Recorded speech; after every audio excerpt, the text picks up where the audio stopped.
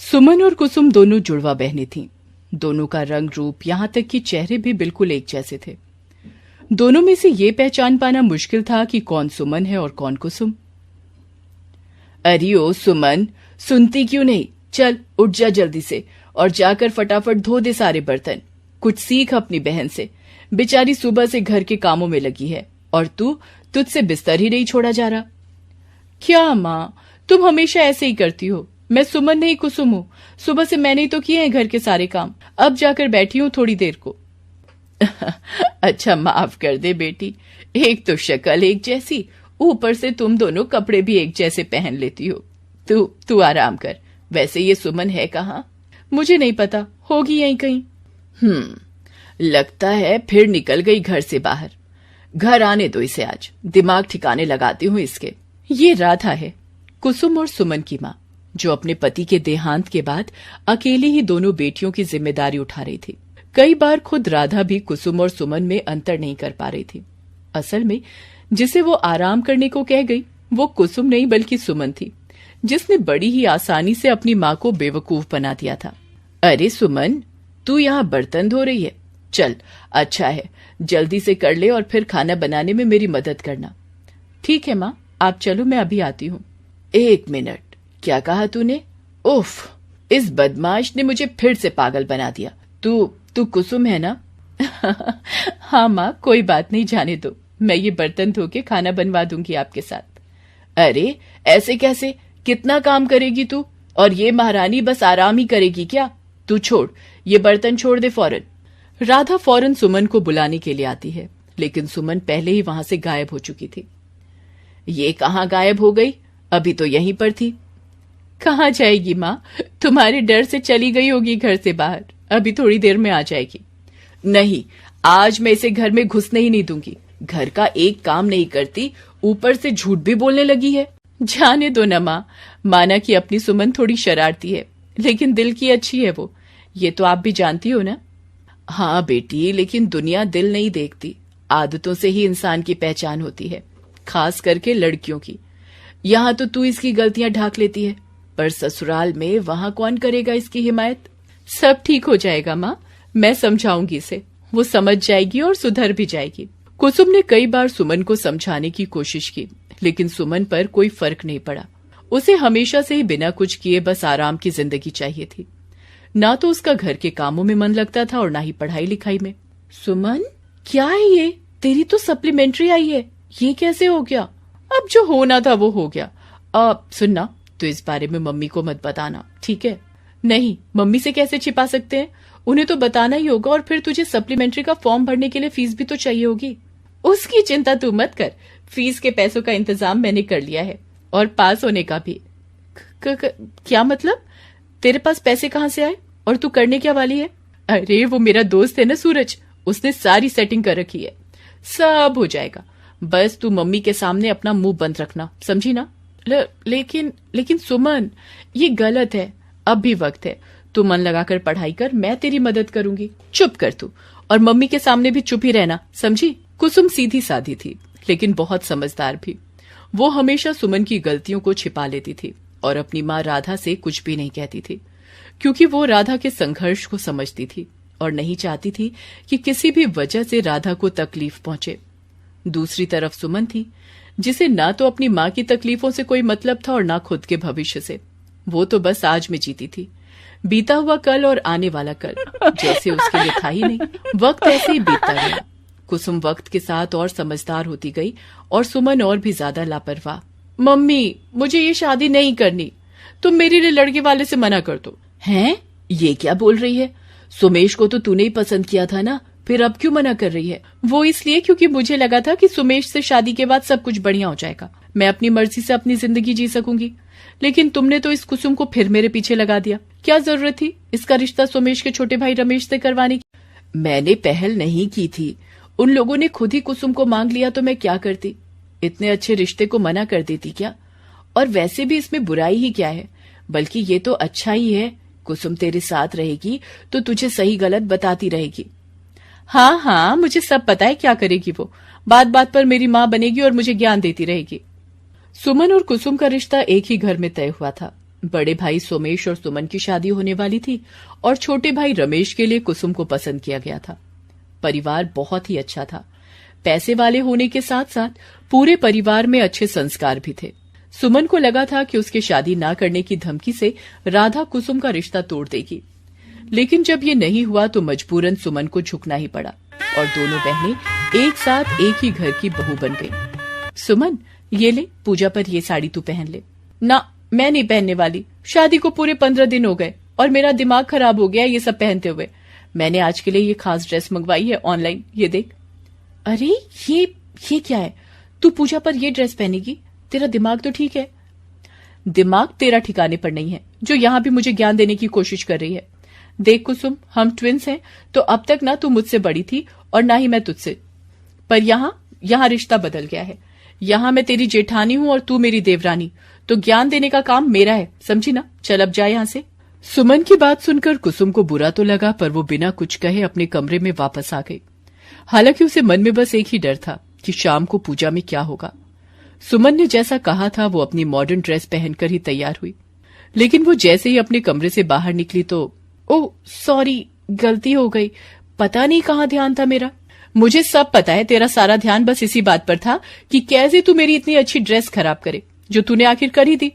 सच में कुसुम, समझती तो मैं पहले भी थी, पर अब पूरा यकीन हो गया है कि तू मुझसे कितना जलती है। तूने जानबूझकर मेरी ड्रेस खराब की है ताकि मैं सबके सामने तुझसे अच्छी ना दिखने लगूं। अब मैं क्या पहनूंगी? मेरे पास बस यही तो एक ड्रेस थी। तू चिंता मत कर सुमन, मैं तेरे लिए साड़ी लेकर आती हूँ, वही वाली जो तुझे पसंद थी, पर माँ ने मुझे दे दी थी। तू उसे रख ले और आज वही पहन ले। हा, मेरी इतनी महंगी और बढ़िया ड्रेस खराब करके अब मुझ पर एहसान करना है तुझे? तू रहने दे, जब मुझे वो साड़ी चाहिए थी तब तो तुझसे दी नहीं गई और अब बड़ी आई है मुझे साड़ी देने वाली। सुमन को मजबूर होकर वो ड्रेस बदलनी ही पड़ी। ये सच था कि कुसुम ने ये सब जानबूझकर किया था, लेकिन ये सब उसने सुमन के भले के लिए ही किया था और आगे भी वो ऐसा ही करती रही। सुमन जब भी कोई गलती करती तो कुसुम किसी न किसी तरह से उसे बचा ही लेती थी, यहाँ तक कि वो सुमन की गलतियों को भी अपने सिर पर ले लेती थी। उफ, ये सब्जी में नमक इतना तेज क्यों है? और ये पराठे, ये भी कच्चे हैं। बहू, क्या है ये सब? अब सॉरी माँ जी, वो गलती हो गई, आगे से ऐसा कभी नहीं होगा। वो खाना कुसुम ने नहीं बल्कि सुमन ने बनाया था, जो पास में ही खड़ी थी पर कुछ बोली नहीं। फिर बाद में, क्या जताना चाहती थी तू कि बड़ी महान है तू? ठीक है, फिर आज से तू ही बनाना सबके लिए खाना। सुमन ने ऐसा ही किया। उसने घर के प्रति कोई जिम्मेदारी नहीं निभाई और घर का सारा काम कुसुम पर ही आ गया। सुमन बड़ी चालाकी से कुसुम से घर का सारा काम करवा लेती और आखिर में खुद आगे रहकर सारा क्रेडिट ले लिया करती थी। दोनों बहनों की एक सी शक्ल होने की वजह से कोई भी सुमन की ये चालाकी नहीं समझ पाया। फिर एक दिन, सुमन बेटा जाओ, अंदर से गर्म पानी ले आओ, मुझे अपने पैरों की सिकाई करनी है। हैं? पर मैं तो, अच्छा ठीक है, मैं लेकर आती हूँ। उफ, इस बुढ़िया को भी अभी रोकना था मुझे। इतनी मुश्किल से तो सोमेश को मुझे बाहर ले जाने का टाइम मिला है। वो बाहर मेरा इंतजार कर रहे होंगे और ओफो, लगता है लेट हो जाऊंगी। जल्दबाजी में गर्म पानी ले जाते हुए सुमन का पैर फिसल गया। सुमन के साथ बड़ा हादसा हो सकता था, लेकिन कुसुम ने ऐसा होने नहीं दिया। उसने सुमन को संभाला, लेकिन इस सब में सारा गर्म पानी उसके खुद के ऊपर गिर गया, जिस वजह से उसका शरीर काफी हद तक जल गया। अब कुसुम बिस्तर पर थी और सुमन शर्मिंदा। कुसुम, ये क्यों किया तूने? मैंने हमेशा तेरे साथ इतना गलत व्यवहार किया, फिर भी तूने मुझे क्यों बचाया? देख, मेरी वजह से क्या हालत हो गई तेरी। कोई बात नहीं, मैंने वही किया जो मुझे ठीक लगा, और तूने भी तो हमेशा वही किया जो तुझे ठीक लगा। सुमन, तू मुझसे भले ही कोई रिश्ता निभा या ना निभा, पर मेरे लिए तू हमेशा मेरी प्यारी बहन ही रहेगी। सुमन को अब जाकर अपनी गलतियों के साथ साथ कुसुम की अहमियत का भी एहसास हुआ था। दोनों भले ही जन्म से जुड़वा बहनें थीं, लेकिन इनके रिश्ते में ये जुड़ाव पहली बार आया था। इसके बाद से सब बदल गया। सुमन ने खुद को पूरी तरह से बदल दिया। वो घर की जिम्मेदारियां निभाने के साथ साथ कुसुम का भी खूब अच्छे से ख्याल रखने लगी, क्योंकि अब वो कुसुम की जेठानी से उसकी बहन जो बन गई थी। बहू की छवि एक साफ सुथरी सुंदर सी लड़की की होती है, लेकिन अगर बहू हर समय अपना सिर खुजलाती रहे तो बेचारे ससुराल वालों पर क्या गुजरेगी। ऐसा ही होता था स्वाति के ससुराल वालों के साथ। क्योंकि स्वाति के सर में था जुओं का बसेरा। तो चलिए देखते हैं जुएं वाली बहू। स्वाति हर समय अपना सिर खुजलाती रहती थी, जिसे देखकर उसकी मां नीलम बहुत गुस्सा करती थी। हर समय बस सिर खुजलाती रहना, तुझसे ये तो नहीं होता कि सर में जुएं वाली दवाई लगाकर शैम्पू कर ले और बालों को साफ रखे। अपने आलस के मारे तू हम सबके सिर में भी जुओं का घर बनवा देगी। मां की बात सुनकर स्वाति अपने कमरे में चली जाती है। स्वाति कॉलेज में पढ़ती थी और उसके सर में बहुत जुएं थी। वो अपने लंबे और घने बालों को कभी ठीक तरीके से साफ नहीं रखती थी और ना ही उनकी अच्छे से देखभाल करती थी। घर हो या कॉलेज, उसके बगल में कोई नहीं बैठना चाहता था। शाम को घर के सारे लोग बैठकर टीवी देख रहे थे। तभी स्वाति भी वहां आ जाती है और अपनी मां नीलम के बगल में बैठ जाती है। तभी नीलम जोर से चिल्लाती है, स्वाति दूर हट जा यहां से, मेरे बगल में बैठने की जरूरत नहीं है। लेकिन क्यों मां? ऐसे पूछ रही है जैसे तुझे कुछ पता ही नहीं है। तेरे सिर में बहुत जुएं हैं, वे जुएं मेरे सिर में भी अपना घर बना लेंगे। नीलम स्वाति को डांट ही रही थी कि तभी स्वाति के पिता महेंद्र ऑफिस से घर आते हैं और वो नीलम से कहते हैं, स्वाति का माँ, कल स्वाति को देखने के लिए लड़के वाले आ रहे हैं, तुम स्वाति को अच्छे से तैयार कर देना। अपनी लाडली से तुम ही कहो कि अपने बालों को जरा साफ कर ले। लड़के वालों के सामने सिर खुजलाती रहेगी तो इसकी शादी कभी नहीं होगी। स्वाति वहीं बैठकर अपने माता पिता की बातें सुन रही थी। उसने अपनी माँ से कहा, तुम चिंता मत करो माँ, कल सुबह मैं पार्लर जाकर अपने बाल धुलवा लूंगी और कोई अच्छा सा हेयर ट्रीटमेंट ले लूंगी। इससे मेरे बाल अच्छे दिखेंगे। जो करना है कर, लेकिन अगर जुओं की वजह से तेरी शादी नहीं हुई ना तो तेरी खैर नहीं। दूसरे दिन स्वाति ब्यूटी पार्लर जाकर अपने बालों में शैम्पू करवाती है और अपने बालों में एक अच्छा सा हेयर ट्रीटमेंट लेकर घर आ जाती है। शाम को उसे देखने के लिए लड़के वाले आ जाते हैं। लड़के वालों को स्वाति बहुत पसंद आ जाती है और कुछ दिनों के बाद स्वाति की शादी अरुण से हो जाती है। ससुराल में आते ही जब स्वाति की सास उससे कहती है, स्वाति बहू अपने पैर से इस कलश को गिरा दे और घर के अंदर आ जा। स्वाति जैसे ही कलश को गिराने के लिए अपना एक पैर उठाती है, तभी उसके सिर में जुओं के काटने से बहुत खुजली होने लगती है और स्वाति अपने हाथ से अपना सिर खुजाने लगती है, जिस कारण स्वाति का बैलेंस बिगड़ जाता है और वो गिर जाती है। अरे क्या हुआ बहू, तू गिर कैसे गई? स्वाति का पति अरुण उसे संभालता है और उठाता है। तभी स्वाति की ननद रिमझिम अपनी माँ से कहती है, अरे माँ, भाभी के सिर में खुजली हो रही थी, कहीं भाभी के सिर में जुएं तो नहीं? नहीं नहीं, मेरे सिर में जुएं नहीं है। लेकिन तभी स्वाति की सास मंजू की नजर स्वाति के घूंघट पर जाती है। उसके घूंघट पर जुएं चल रही थी। रिमझिम, तू सही कह रही थी, बहू के बालों में तो इतनी जुएं हैं कि वे घूंघट तक आ पहुंचे। माँ, अब तो भाभी हम सबको भी जुओं का प्रसाद बांट देगी।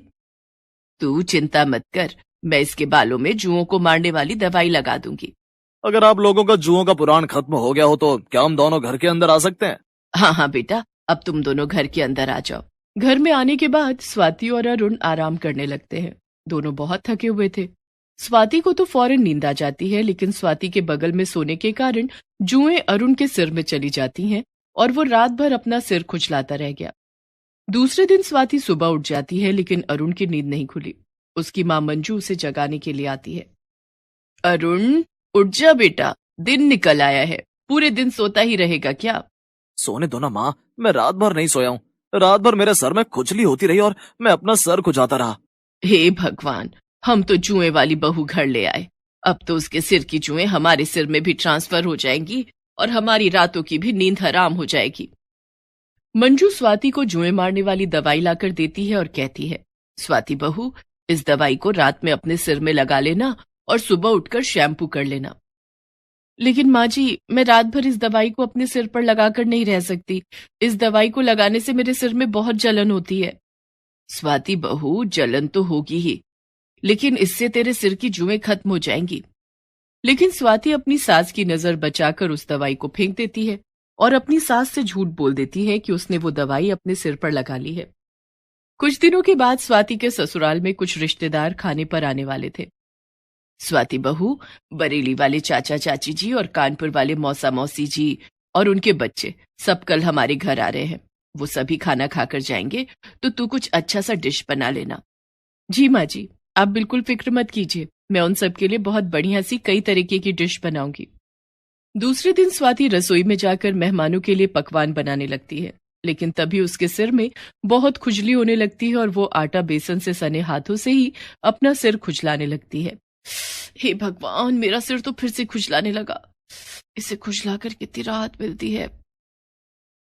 अपना सिर खुजलाते हुए ही स्वाति मेहमानों के लिए खाना बनाती है। दिन में जब सारे मेहमान घर पर आते हैं तब स्वाति की सास मंजू स्वाति के कमरे में जाती है और स्वाति से कहती है, स्वाति बहू, बाहर रिश्तेदार आ गए हैं, तू बाहर आकर सबसे मिल ले और सर पर घूंघट रख कर आना।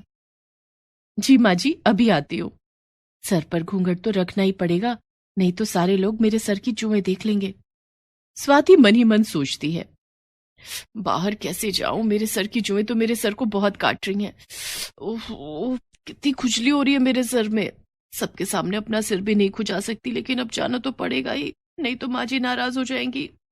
थोड़ी देर के बाद स्वाति अपने सिर पर घूंघट रखकर बाहर ड्राइंग रूम में आती है और सभी रिश्तेदारों के पैर छूकर उनके आशीर्वाद लेने लगती है कि तभी स्वाति के सिर से उसका घूंघट थोड़ा सा सरक जाता है और उसकी चाची सास उसके सर में जुएं चलते हुए देख लेती हैं। वो बहुत जोर से चीखती हैं, बहू तू दूर हट हट, मेरा पैर छूने की कोई जरूरत नहीं है। क्या हुआ चाची जी? तेरे सर में तो बहुत जुएं हैं, तेरे सर की जुएं हमारे सर में भी आ जाएंगी। तभी स्वाति की मौसी सास को स्वाति के बालों में लगा आटा और बेसन भी दिखाई दे जाता है और वो भी कहने लगती हैं, इसने तो खाना बनाते समय अपने हाथों से अपने सर को खुजाया है और फिर उन्हीं हाथों से खाना भी बनाया है। इसके बालों में आटा और बेसन अभी तक लगा हुआ है। मंजू, अपनी बहू को थोड़ा साफ सुथरा रहना सिखा दो और जब इसके सर से जुएं चली जाएं तब हमें खाने पर बुलाना। तेरी बहू तेरे रिश्तेदारों का क्या स्वागत करेगी? वो तो अपने सिर में जुएं के रिश्तेदारों को दावत पर बुलाए बैठी है। सारे रिश्तेदार बिना खाना खाए वहां से चले जाते हैं, जिससे स्वाति के ससुराल वाले बहुत नाराज हो जाते हैं। अरुण बेटा, स्वाति बहू को उसके मायके छोड़ा और जब तक इसकी जुएं ठीक ना हो इसे वापस लेकर मत आना।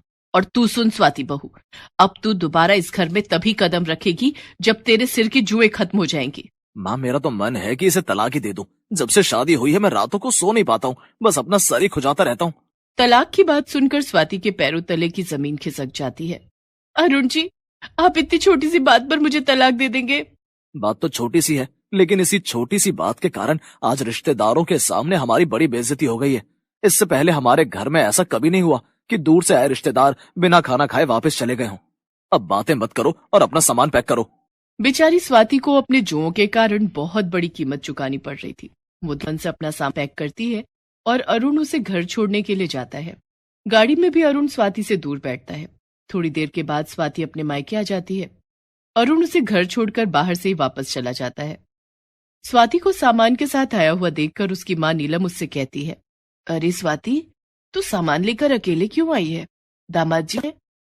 माँ, वो तो चले गए। क्यों चले गए? तूने उन्हें रोका क्यों नहीं? माँ, वो मुझसे बहुत नाराज है। इतना कहकर स्वाति रोने लगती है और अपनी माँ के गले लगने के लिए आगे कदम बढ़ाती है। दूर हट, मेरे पास मत आना। तेरे सर में बहुत जुएं हैं, मुझे तेरी जुएं नहीं चाहिए। माँ, अब तुम भी मेरे साथ ऐसा करोगी? पहले ये बता कि ऐसा क्या कर दिया तूने कि दामाद जी इतने नाराज हो गए। तब स्वाति ने अपनी माँ नीलम को सारी बात बताई, जिसे सुनकर नीलम ने कहा, क्या बात तलाक तक आ पहुंची? मैं तुझसे पहले ही कहती थी कि अपने सिर में जुएं वाली दवाई लगाए कर, लेकिन तूने मेरी बात नहीं मानी। देख स्वाति, अगर जुओं की वजह से तेरी शादी टूटी तो मैं तुझे इस घर से भी निकाल दूंगी। अपनी माँ की बात सुनकर स्वाति फूट फूट कर रोने लगती है और मन ही मन सोचती है, इन जुओं के कारण सब मुझसे दूर चले गए हैं। मुझे हर हाल में अपने सर की जुओं को खत्म करना ही होगा। स्वाति अपने आंसू पोंछती है और उसी समय मेडिकल स्टोर जाती है और जुएं मारने वाली दवाई लेकर आती है। अब स्वाति रोज रात में सोने से पहले अपने सिर में जुएं मारने वाली दवाई लगाती और दूसरे दिन शैम्पू करती। उसने जुएं मारने वाली कंघी भी खरीदी और उस कंघी से अपने बालों के जुएं खुद निकाल कर मारती। इस तरह 1 महीने तक स्वाति ने अपने सर से जुओं को भगाने के लिए खूब मेहनत की। 1 महीने के बाद स्वाति के सर से सारी जुएं चली गई थी। उसने अपने पति अरुण को फोन करके ये बात बताई। अरे वाह, अगर ऐसा है तो मैं तुम्हें लेने कल ही आ रहा हूँ। और दूसरे दिन स्वाति अपने पति अरुण के साथ अपने ससुराल आ जाती है। Please subscribe this channel.